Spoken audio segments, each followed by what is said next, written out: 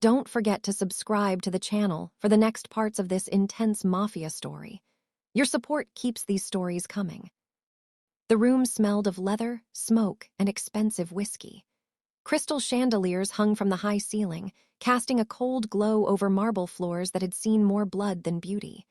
Men in black suits stood like statues along the walls, their eyes sharp, their hands never far from their weapons. This was not a place for mistakes. This was the empire of Victor Romano. He sat at the center of it all, relaxed in a high-backed chair, one leg crossed over the other. His tailored suit fit him like armor. A silver ring gleamed on his finger, the symbol of a man who owned fear itself. People whispered his name in the streets. Some prayed never to meet him. Others never lived long enough to regret it. Victor Romano was not just a crime lord. He was a legend. The heavy doors opened with a slow creak, breaking the silence. Every guard turned at once.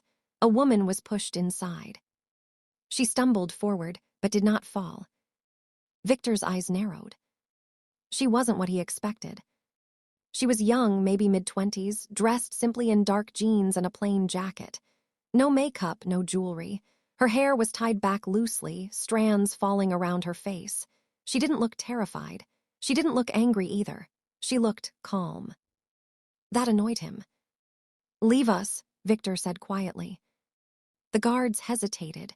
No one was ever left alone with him unless he allowed it, but his voice carried absolute authority. One by one, they exited, closing the doors behind them. Now it was just the two of them. Victor leaned forward, resting his elbows on his knees. His voice was low, dangerous. "Do you know who I am?" the crime lord growled. The question usually ended conversations. People begged, people cried, some fainted. She lifted her eyes and met his gaze. "Yes," she said evenly, "you're Victor Romano." He smiled, but there was no warmth in it. "And yet, you don't look afraid." "I didn't say I wasn't," she replied. "Fear just doesn't help me right now." That answer caught him off guard. Most people tried to flatter him. Others insulted him out of desperation. No one spoke to him like this, like he was just another man. Victor stood and slowly walked toward her, his shoes echoing against the marble floor. He stopped inches away. She didn't step back. "You broke into one of my warehouses," he said. "You stole information that doesn't belong to you. You got 3 of my men hospitalized. Do you know what happens to people who do that?" "Yes," she said. "They usually disappear." "Usually," his eyebrow rose. "I'm hopping for something different." Victor laughed, a short, humorless sound. "Hope is a luxury you can't afford in my world." She finally looked away, glancing around the massive room. Funny, this world seems built entirely on luxuries. For a moment, Victor just stared at her. He was trying to read her, trying to find the crack in her confidence. Everyone had one. He always found it. "What's your name?" he asked. "Lena." "No last name." "Not one that matters anymore." Something in her tone made him pause. He circled her slowly, like a predator studying prey. Yet the more he watched her, the more he felt something unfamiliar. Not fear, not anger. Curiosity. "Why did you really come here, Lena?" he asked. "Because people don't cross me by accident." She took a breath. "Because you destroyed my family." The words hung heavy in the air. Victor stopped walking. He had heard that sentence before, many times. Rivals, enemies, liars, everyone blamed him for something. He turned back to her, his face unreadable. "I don't remember you," he said. "I didn't expect you to," she replied. "You ordered the shipment burned 5 years ago, Dock 14. You were cleaning up loose ends." His eyes flickered for half a second. Dock 14. He remembered the fire.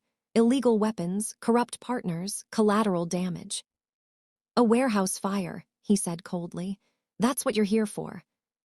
"My father was inside," she said, "and my brother." Silence returned, heavier than before. Victor studied her face. There were no tears, no shaking voice, just controlled pain buried deep. "You planned all this for revenge?" he asked. "No," she said. "I planned it for the truth." "The truth," he scoffed. "Truth doesn't survive in my business." She reached into her jacket slowly. Victor's hand went to his gun in an instant. "Easy," she said calmly, pulling out a folded file and placing it on the table nearby. "If I wanted you dead, I wouldn't be standing here." He didn't relax, but he didn't shoot either. "What's that?" he asked. "Proof," she said, "about who really ordered that fire and why." Victor stared at the file. No one had ever dared bring him evidence like this. People begged for mercy. She offered information. "Why give this to me?" he asked. "Because you weren't supposed to know," she said, "and because someone close to you betrayed you." That hit harder than any threat. Victor's jaw tightened. He hated betrayal more than anything. Slowly, he picked up the file but didn't open it. "You're either very brave," he said, "or very stupid." She met his eyes again. "Or I have nothing left to lose." For the first time in years, Victor Romano felt something shift beneath his feet. This wasn't a scared woman begging for justice. This was someone walking straight into the lion's den with purpose. He stepped back and motioned toward a chair.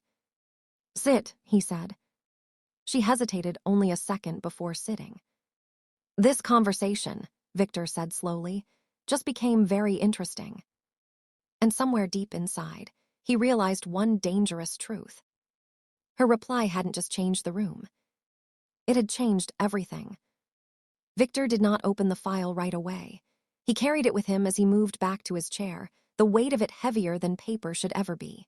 Lena sat across from him, her hands folded in her lap, her posture straight but not stiff. She looked like someone who had already accepted the worst outcome and was prepared to face it without flinching. That alone made Victor uneasy. People who feared death were predictable. People who didn't were dangerous. "You understand," Victor said slowly, his eyes never leaving her face, "that accusing someone close to me of betrayal is the fastest way to get buried." "I understand," Lena replied. "That's why I didn't come empty-handed." Victor finally opened the file. Inside were photographs, transaction records, shipping manifests, and copies of encrypted messages. His sharp eyes scanned the pages quickly, his expression darkening with every second. The evidence was clean. Too clean. This wasn't rumor or speculation. This was a trail someone had gone to great lengths to hide, and someone else had gone to even greater lengths to uncover. He stopped at a familiar name. Marco DeLuca. Victor's jaw tightened. Marco had been with him for over a decade. Trusted. Loyal, or so he believed. Marco handled logistics. Ports, warehouses, Dock 14 included. The same dock where the fire had taken place. The same fire Victor had assumed was a necessary loss. "You're saying Marco ordered the fire without my approval," Victor said, his voice dangerously calm. "Yes," Lena said, "and he let you take the blame for it." Victor leaned back, the chair creaking softly. Memories resurfaced, Marco pushing for that cleanup, insisting there was no other option, claiming time was short and risks were high. Victor had signed off without looking too deeply. A rare mistake. One he now realized had cost innocent lives. Including hers. "How did you get this?" Victor asked. Lena hesitated, then answered, "I spent 5 years working for people connected to your organization. I cleaned offices, served drinks, listened when men thought I was invisible. I learned patterns, names, weak points. Marco was careless. He liked to talk." Victor studied her again, seeing her not as a victim now, but as a strategist. Someone who had built patience into a weapon. "And your plan was to bring this to me?" he asked. "What did you expect I'd do? Apologize?" "No," she said quietly. "I expected you to want the truth more than your pride." The room fell silent. Outside the thick walls, Victor's empire continued to breathe. Phones ringing, engines running, deals being made. Inside, something was cracking. "You realize," Victor said, "that by exposing Marco, you've put a target on your back." "I've had one for years," Lena replied. "At least now it means something." Victor stood again and walked to the window, looking out over the city's skyline. This city belonged to him. Every street, every shadow. But betrayal turned kingdoms into graveyards faster than enemies ever could. Marco was supposed to be meeting me tonight, Victor said. A routine check-in. Lena's eyes lifted. Was. Victor glanced back at her. You're not leaving. I didn't think I would. Not as a prisoner, he clarified. As insurance. She gave a small, humorless smile. You don't trust me. I trust information, Victor said. People lie, paper doesn't. He closed the file and handed it to her. You'll stay under my protection until I verify every detail. And if it's all true, she asked. Then Marco will wish that fire had killed him, Victor replied. Hours later, Lena was escorted through a private corridor into a secure guest suite deep within the compound. It was luxurious, too luxurious for someone who had come seeking justice, but she knew comfort was another form of control. As the door locked behind her, she exhaled slowly. Step 1 was complete. She was inside, alive, for now. Meanwhile, Victor sat alone in his study, a glass of whiskey untouched in his hand. He replayed every interaction he'd ever had with Marco, searching for cracks he had ignored. Trust, he realized, had made him careless, and carelessness had given birth to enemies he never saw coming. A knock broke his thoughts. Come in, Victor said. One of his most trusted guards entered. Marco just arrived. Victor's eyes hardened. Good, bring him to the interrogation room. As Marco walked into the room minutes later, smiling, relaxed, unaware, Victor watched him closely. The man spoke easily, joked even, completely confident in his position. That confidence would be his downfall. Tell me, Victor said casually, what really happened at Dock 14? Marco blinked, surprised by the sudden question, then shrugged. Like I said before, necessary loss. You approved it. Victor smiled faintly. Did I? For the first time, Marco hesitated. Victor stood, placing both hands on the table. Because someone very determined brought me evidence that says otherwise. Marco's face drained of color. Back in her room, Lena stood by the window, staring into the dark. She didn't know what Victor would decide. Revenge, justice, or something far more dangerous. What she didn't know was that her life was already tangled with his in ways neither of them fully understood. And once Victor Romano uncovered the full truth, there would be no turning back for either of them. Marco had always believed fear was something you controlled, not something you felt. Sitting in the interrogation room now, under the harsh white lights, he realized how wrong he had been. His confidence had cracked the moment Victor mentioned Dock 14. The smile he wore was forced, his fingers tapping against the metal table in a rhythm too fast to be natural. Victor stood across from him, calm and silent, letting the weight of the moment do the work. Silence, Victor knew, broke stronger men than violence ever could. You've been with me a long time, Marco, Victor said finally. Long enough to know I don't ask questions unless I already know the answers. Marco swallowed. If this is about the fire, we've discussed it before. Yes, Victor replied. We discussed the version you wanted me to believe. Victor placed the file on the table and slid it forward. Marco didn't touch it. His eyes flicked over the first page, and the last trace of color vanished from his face. You went behind my back, Victor said quietly. You ordered a cleanup without my approval. You let innocent people die, and then you watched me take responsibility for it. Marco's voice shook as he tried to laugh it off. Victor, you know how dangerous that shipment was. I did what had to be done for the organization.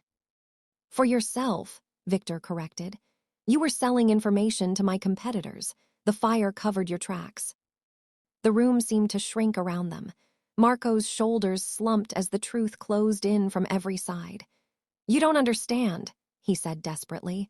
I was protecting us, if you'd known. If I'd known, Victor cut in, you'd be dead already. Marco leaned forward, his voice dropping. That girl, he said.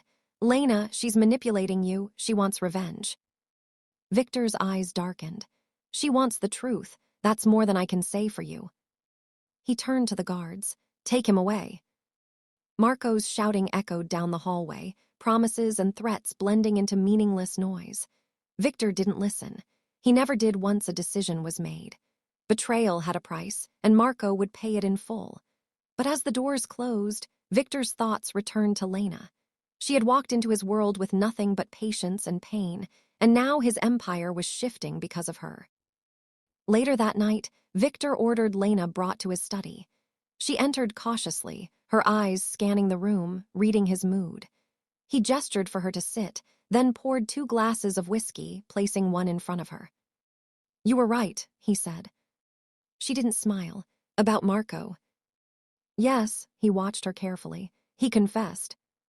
A long breath escaped her, the tension in her shoulders easing for the first time. "Then my father didn't die because of you." Victor didn't correct her. Responsibility was a complicated thing. "Your information saved my organization from rotting from the inside," he said. "That gives you value." "Is that all I am to you?" she asked.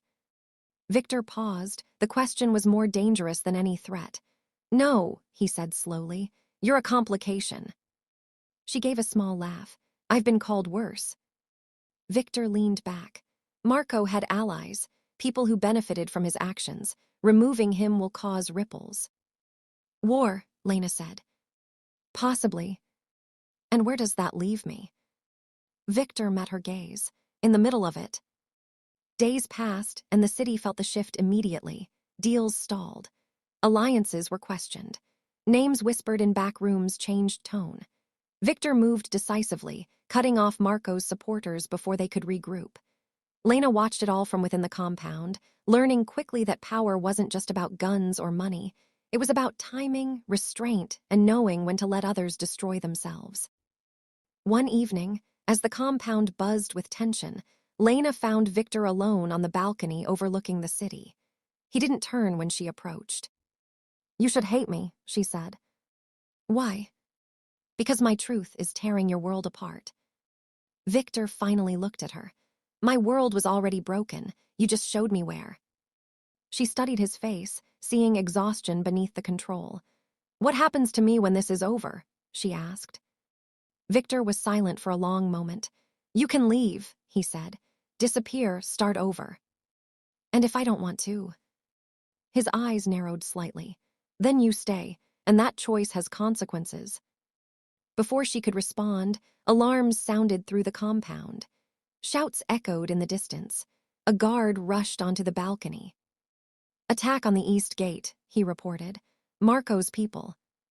Victor's expression hardened instantly. "So it begins." He turned to Lena. "This is where lines are crossed. You should go to the safe room." "No," she said. "I won't run anymore." Victor studied her, then nodded once.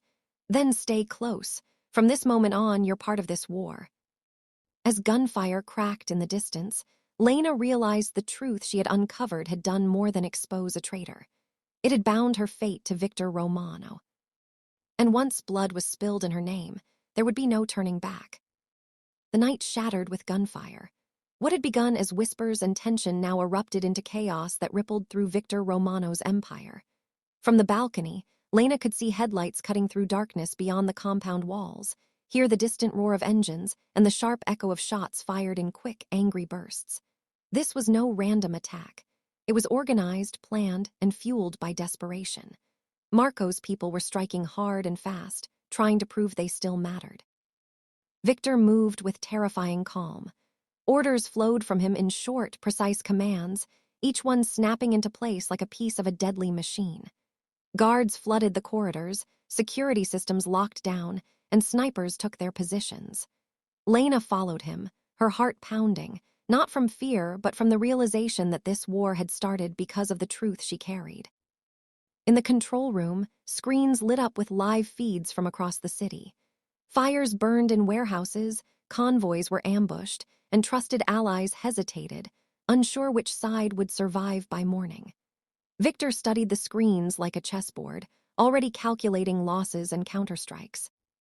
"They're testing me," he said, "seeing if I'll hesitate." "You won't," Lena said.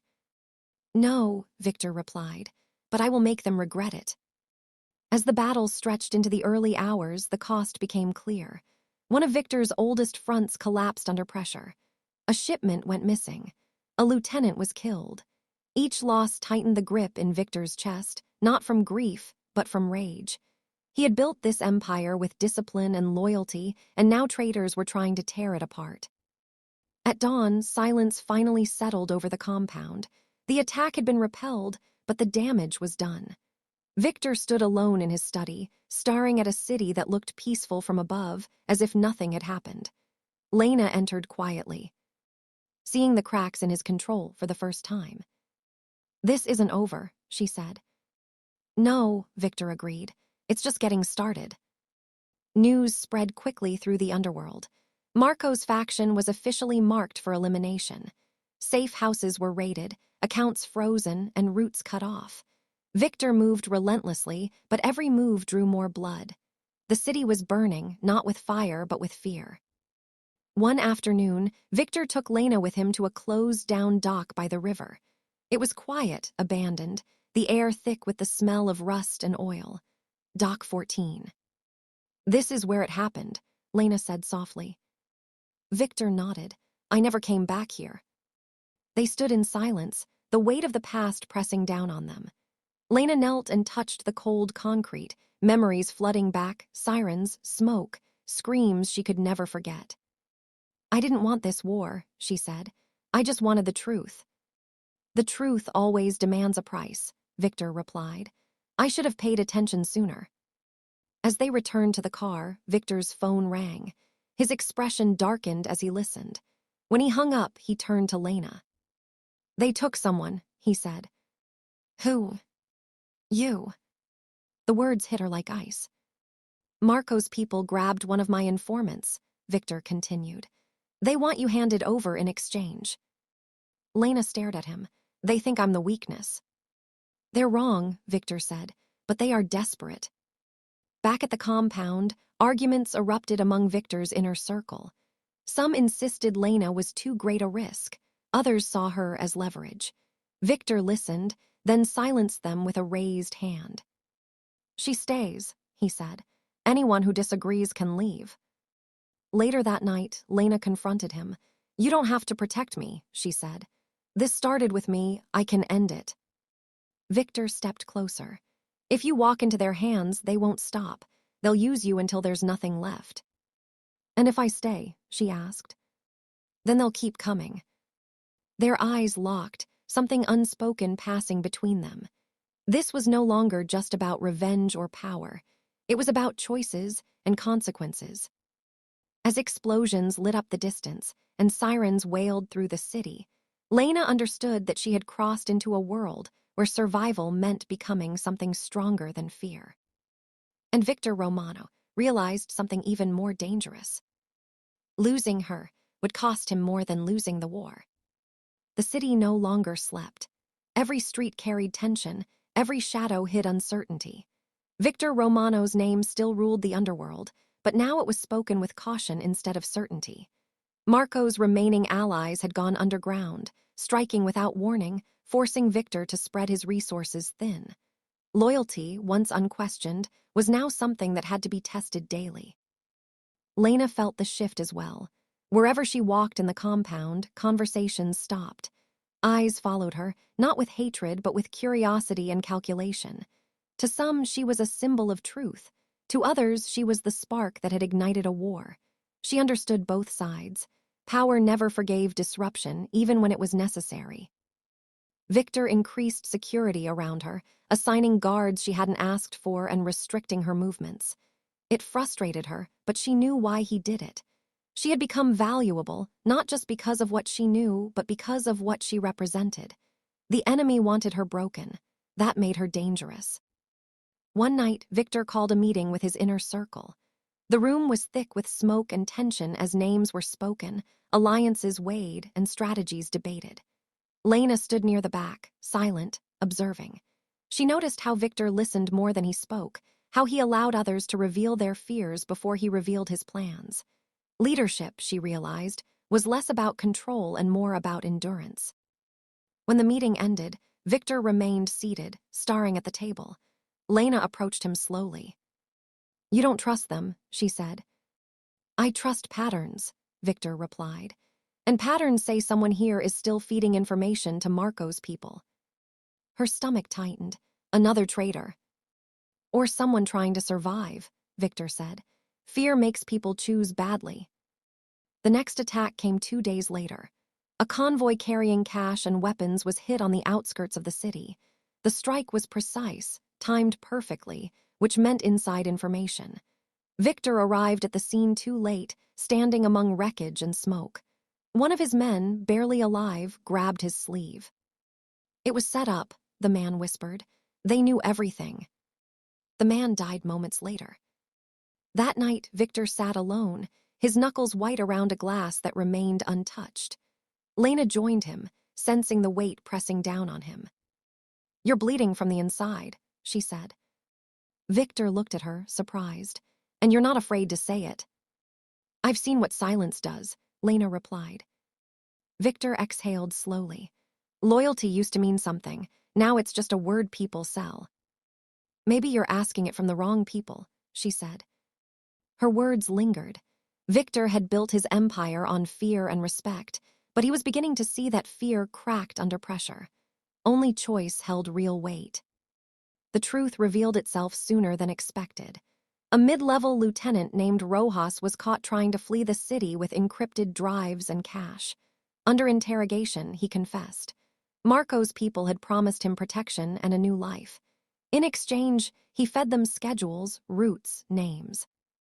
Victor watched as Rojas broke down, sobbing, begging. The sight didn't move him. Loyalty, Victor said coldly, is not a contract. It's a decision you make every day. Rojas was removed from the room. His fate was sealed. Later, Victor found Lena in the training room, practicing with a handgun under supervision. She was focused, controlled, no longer the woman who had walked into his office weeks ago. You're changing, Victor said. So are you, she replied. He handed her a phone. If things go bad, this will get you out. She shook her head. I'm not leaving. This war will get uglier, Victor warned. I know, she said. But if I leave now, everything my family died for means nothing. Victor studied her, realizing how deeply her resolve ran. She wasn't bound to him by fear or protection. She was bound by choice. That night, Marco's last major ally made his move. A coordinated attack hit 3 locations at once, pushing Victor's defenses to the edge. The city plunged into chaos again, sirens screaming through the darkness. In the middle of it all, Lena was targeted. A sniper's bullet shattered the glass near her head as she was being moved to safety. Victor reacted instantly, pulling her down, covering her with his body as guards returned fire. For the first time, Lena felt real fear, not of death, but of what her existence was costing others. As they reached cover, Victor looked at her, his face hard but his eyes burning. They're not trying to win anymore, he said. They're trying to hurt me through you. Lena understood then. She wasn't just part of the war. She was the price of it. After the sniper attack, nothing was the same. The compound moved like a wounded animal, alert, aggressive, ready to strike at the slightest threat. Victor tightened security to a level even his oldest men found suffocating. No one entered or left without clearance. Every call was traced. Every shadow questioned. The war had reached its most dangerous stage, where survival depended not on strength alone, but on who broke first. Lena spent most of her days in a guarded wing of the compound, but confinement did not make her weak. It sharpened her. She trained harder, learned faster, and asked questions that others were too afraid to ask. She studied Victor's operations, understanding how information flowed, how decisions were made, and where power truly lived. What frightened Victor most was not her courage, but how quickly she adapted. You were never meant for this world, Victor told her one evening. And yet here I am, Lena replied, still breathing. Victor didn't smile. He had lost 2 men that day. Good men. Loyal men. Marco's shadow was shrinking, but it was striking harder than ever, like a cornered animal desperate to leave scars behind. Intelligence finally arrived from an unexpected source. A rival syndicate, tired of the chaos, offered Victor a meeting. Neutral ground. Information in exchange for peace. Victor knew it could be a trap, but he also knew this war could not drag on forever. They know where Marco is, Victor told Lena. And you think they'll trade him? They'll trade anything if the price is right. Lena's chest tightened. And what's the price? Victor met her eyes. You. The word hit harder than any gunshot. They want proof that I'm willing to sacrifice what matters, Victor continued. They believe you are my weakness. Silence stretched between them. So what? Lena said finally. You hand me over. No, Victor replied instantly. I burn their world before I do that. But if you refuse, she said, this never ends. Victor turned away, anger flashing across his face. I will not trade you like currency. Lena stepped closer. This war started because of me. Let me be the one to finish it. Victor looked at her then, not as an asset, not as a liability, but as a person standing in the middle of his empire, asking him to choose between power and conscience. You think giving yourself up will end this? He asked. I think it will expose Marco, she said. He won't resist taking me. He needs to erase the truth I carry. Victor clenched his fists. He had built his reputation on never negotiating with threats. But this war had already crossed every line he thought he understood. The plan was formed in silence. A fake exchange. Lena would appear vulnerable, alone. Victor's men would be positioned everywhere, waiting for Marco to reveal himself. It was dangerous. One wrong move and Lena would be dead. The night of the exchange, the air felt heavy, charged. An abandoned industrial yard was chosen as the location. Rusted cranes loomed overhead like skeletons of a forgotten era. Lena stood in the open, her hands visible, her heart pounding but her face calm. Victor watched from the shadows, every instinct screaming against what he was allowing. His finger hovered near the trigger, his eyes never leaving her. Lights flared. Vehicles approached from multiple directions. Armed men stepped out, surrounding Lena. Then a familiar figure emerged from the darkness. Marco. He looked thinner, more desperate, but his eyes still burned with hatred. You should have stayed invisible, Marco said. You ruined everything. I just told the truth, Lena replied. Marco laughed bitterly. Truth is a weapon, and you aimed it at the wrong man.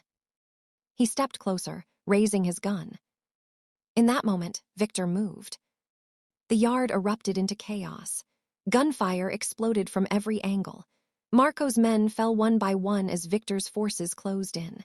Marco turned to run, but Lena's voice stopped him. It ends tonight, she said. Marco hesitated, and that hesitation cost him his freedom. As guards dragged Marco away, Victor rushed to Lena, gripping her shoulders, checking her for injuries. You're safe, he said, his voice rough. It's over. But Lena knew better. War didn't end cleanly. It demanded blood. And now that Marco was captured, the final cost was still waiting to be paid. As sirens wailed in the distance, Lena looked at Victor and understood the truth they both shared. Some victories change the world. Others change the people who survive them. Marco De Luca's capture sent shockwaves through the city, but it did not bring peace. Not yet. Power vacuums were dangerous things, and Marco had left behind men who believed chaos was better than submission. For days after the ambush, Victor's empire stayed on edge. Retaliation was expected. Revenge was inevitable. Everyone waited for the final strike that would decide who truly owned the city. Marco was kept alive, not out of mercy but necessity. Information was more valuable than blood, and Victor intended to drain every secret Marco had ever hidden. Interrogations were long, brutal, and relentless. Roots, names, accounts, politicians, foreign partners, everything spilled eventually. Betrayal had layers, and Marco was only the surface. Lena stayed away from the interrogation rooms. She didn't need to see Marco broken to feel closure. What she felt instead was exhaustion. The kind that settles deep into the bones after survival becomes routine. The war had taken something from her that she couldn't name, but she knew it would never return. One night, Victor joined her on the rooftop of the compound. The city stretched endlessly below them, lights glowing like stars trapped on the ground. For the first time in weeks, there were no gunshots, no alarms, no screams echoing in the distance. "It's ending," Victor said quietly. "Is it?" Lena asked. "For this chapter," he replied. "There will always be another." She nodded. That's the problem with power. It doesn't know when to stop. Victor studied her profile. She no longer looked like someone who belonged outside his world. The sharpness in her eyes, the stillness in her movements, she had been shaped by fire. Marco's final move came sooner than expected. One of his remaining allies attempted a last desperate strike, targeting a public event tied to Victor's legitimate business. It was meant to expose him, to drag his name into the light and burn everything he'd built. But Victor was ready. The attack was stopped before it began. Arrests followed. Evidence vanished. The last threads of Marco's influence were cut cleanly. With that, the war ended, not with celebration, but with silence. Marco disappeared shortly after. No body, no announcement, just absence. The city understood the message. Weeks passed. Order returned, reshaped and quieter. Victor restructured his organization, removing anyone whose loyalty had ever wavered. Fear still existed, but it was no longer the foundation. He ruled differently now, less reckless, more deliberate. The cost of ignoring truth had been too high. And Lena. She was no longer a prisoner, nor a guest. She was a choice. Victor offered her everything: protection, wealth, a place beside him. She listened, really listened, before answering. "I didn't come into your world to belong to it," she said. "I came to survive it." "You already have," Victor replied. "Survival isn't living," she said. They stood facing each other, two people bound by violence and truth, knowing this moment mattered more than any gunfight. "So what do you want?" Victor asked. Lena looked out over the city one last time. "I want a life that isn't built on fear, not mine, not yours." Victor felt something tighten in his chest. He had faced death without blinking, but this, letting her go, felt like losing something he couldn't replace. "I won't stop you," he said. "I know," she replied. "That's why this matters." The night she left, there were no guards, no escorts, no dramatic goodbyes. Just a quiet car, a clear road, and a future unknown. Victor watched from the balcony until the city swallowed her completely. Months later, the city still whispered Victor Romano's name, but differently now. Less myth, more man. He had won the war, but it had changed him in ways power never could. He no longer asked who feared him. He asked who trusted him. Sometimes, late at night, he thought of Lena, where she might be, who she had become. He wondered if she remembered him with anger, relief, or something in between. He hoped it was peace. Far away, in a city that didn't know Victor Romano's shadow, Lena stood under a different sky. She carried scars no one could see and strength she had earned the hard way. She had the truth, and she had her life. The crime lord had once growled, "Do you know who I am?" In the end, the question that mattered was simpler. Who do you become after everything is taken from you? And for both of them, the answer had finally been earned.